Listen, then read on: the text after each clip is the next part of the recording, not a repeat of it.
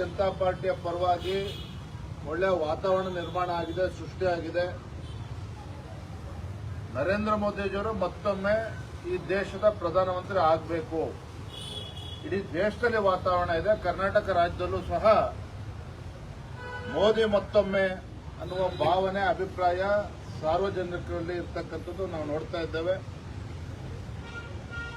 ಭಾರತೀಯ ಜನತಾ ಪಾರ್ಟಿಯ ಮುಂದೆ ಇರ್ತಕ್ಕಂಥ ಗುರಿ ಒಂದನೇ,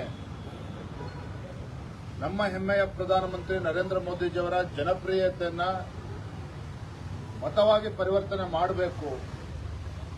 ಆ ಗುರಿಯನ್ನು ಹಿಡ್ಕೊಂಡು ನಾನು ನಮ್ಮೆಲ್ಲ ಕಾರ್ಯಕರ್ತರು ಮುಂದೆ ಚುನಾವಣೆ ನಾವು ಎದುರಿಸ್ತೇವೆ.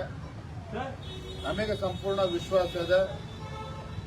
ಭಾರತೀಯ ಜನತಾ ಪಾರ್ಟಿ ಹಾಗೂ ಜೆಡಿಎಸ್ ಒಗ್ಗಟ್ಟಾಗಿ ಒಂದಾಗಿ ರಾಜ್ಯದಲ್ಲಿ ಒಂದು ಐತಿಹಾಸಿಕ ಗೆಲುವಿಗೆ ಒಂದು ಸಾಕ್ಷ್ಯ ಆಗ್ತದೆ ಅಂತ ಹೇಳಿ ನಮಗೆ ವಿಶ್ವಾಸ ಇದೆ.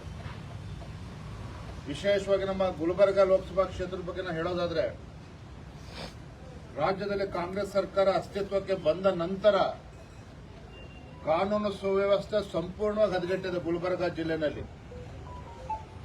ಪದೇ ಪದೇ ಬಿಜೆಪಿ ಕಾರ್ಯಕರ್ತರ ಮೇಲೆ ಮತ್ತೆ ಬೇರೆ ಸಮಾಜಗಳ ಮೇಲೆ ಇವತ್ತು ದಬ್ಬಾಳಿಕೆ, ಗುಂಡಾಗರ್ದಿ, ಕೊಲೆ ಪ್ರಕರಣಗಳು ಕೂಡ ದಾಖಲೆ ಆಗಿದೆ. ಮಂತ್ರಿಗಳು ಉಪದೇಶ ಕೊಡ್ತಾರೆ, ರಾಜ್ಯಕ್ಕೂ ಉಪದೇಶ ಕೊಡ್ತಾರೆ, ಗುಲ್ಬರ್ಗ ಜಿಲ್ಲೆಯಲ್ಲೂ ಕೂಡ ಉಪದೇಶ ಕೊಡ್ತಾರೆ.